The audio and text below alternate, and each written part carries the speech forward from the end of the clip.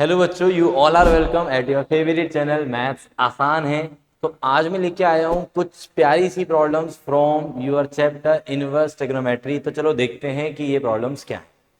तो पहली प्रॉब्लम है हमारे पास, find the value of the following expression. तो ये एक्सप्रेशन क्या दिया हुआ है, कुछ इनवर्स कुछ कॉस, साथ में कोई एंगल और भी ऐड हो रहा है। तो इस प्रॉब्लम को हमें सॉल्व करना है। चलो इसकी वैल्यू फाइंड आउट करते हैं। ठीक है, तो मेरे पास जो एक्सप्रेशन लिखा हुआ है, सबसे पहले ऑब्वियसली हम ब्रैकेट को सॉल्व करेंगे, देन उसके बाद फिर उस वैल्यू का क्या लेंगे, कॉस लेंगे। ठीक है, अब होता क्या है जी, अपने पास कॉस के साथ में दिया हुआ है कॉस इनवर्स, और कॉस इनवर्स के अंदर एक नेगेटिव नंबर है।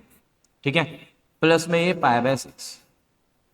कॉस इनवर्स के अंदर जब नेगेटिव वैल्यू आ जाती है तो हमें क्या करना है, हमें उस नेगेटिव को पहले इस फॉर्मूले की हेल्प से हटाना है। तो फॉर्मूला क्या है, कॉस इनवर्स के अंदर जब भी माइनस में एक्स आएगा, यानी कि कोई नेगेटिव वैल्यू आएगी, तो आप लोग क्या करेंगे, पाई माइनस में कॉस इनवर्स एक्स करेंगे, पाई माइनस में कॉस इनवर्स एक्स, जिससे कि वो जो वैल्यू है वो आपके पाई माइनस में फर्स्ट क्वाड्रेंट यानी कि सेकंड क्वाड्रेंट के अंदर आ जाए। बिकॉज ऑफ कॉस इनवर्स की जो रेंज होती है वो होती है 0 से पाई, है ना। 0 से पाई बाय 2 वाला जो पोर्शन होता है वो होता है पॉजिटिव नंबर्स के लिए। मींस कॉस इनवर्स के अंदर जब भी पॉजिटिव नंबर आएगा तो जो हमारी वैल्यू आएगी वो 0 से पाई बाय 2 के बीच में आएगी। एंड जब भी नेगेटिव नंबर आएगा तो हमारी जो वैल्यू आएगी वो पाई बाय 2 से पाई के बीच में आएगी। तभी हम बोलते हैं कि जो रेंज है वो 0 से पाई है, पाई पे क्लोज होता है और 0 पे भी क्लोज होता है, राइट। तो चलो देखते हैं कि पाई माइनस में कॉस इनवर्स एक्स, इसका मतलब ये हुआ कि ये जो वैल्यू है this becomes equals to cos outside, cos inverse के अंदर जो ये टर्म थी इसको मैंने लिख लिया अब पाई माइनस कॉस इनवर्स के अंदर √3/2, और साथ में मेरे पास चलेगा पाई बाय 6, राइट।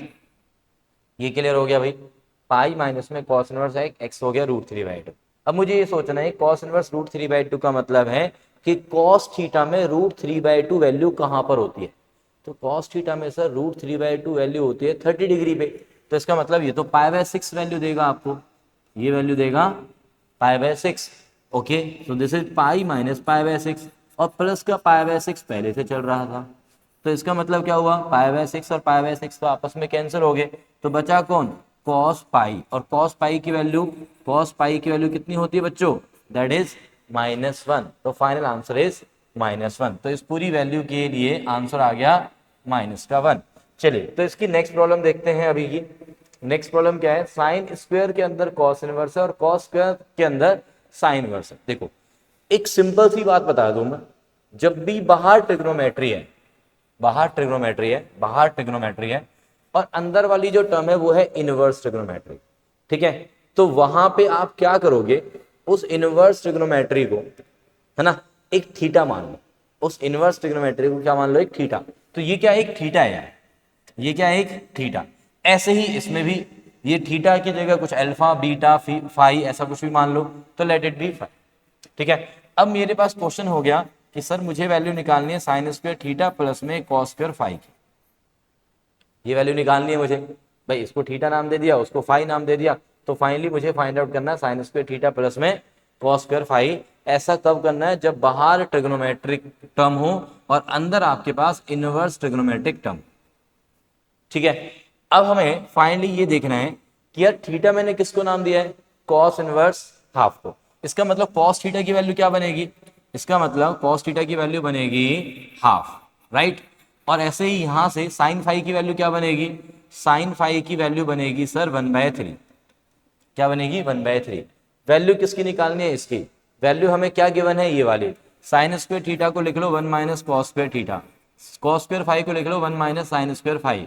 देखो बहुत ही सिंपल वाली ट्रिग्नोमेट्री पे आ गया हूं मैं, बिकॉज ऑफ मैंने इनवर्स ट्रिग्नोमेट्री को थीटा नाम देते ही यहाँ पे क्या क्रिएट कर दिया सर, ट्रिग्नोमेट्री क्रिएट कर दी आपने।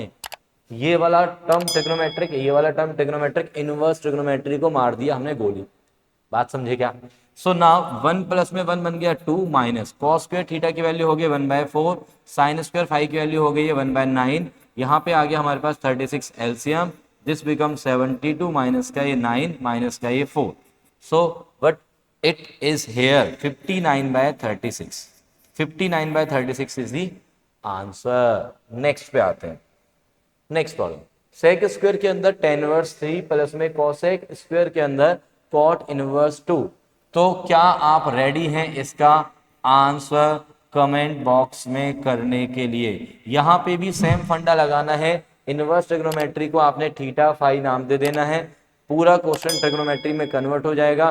ट्रिग्नोमेट्री के सिंपल 10th वाले या 11th वाले फॉर्मूले लगा के इसकी वैल्यू निकाल के आपको क्या करना है, कमेंट बॉक्स में आंसर कर देना है। इसी के साथ tata bye bye, all the best for this question.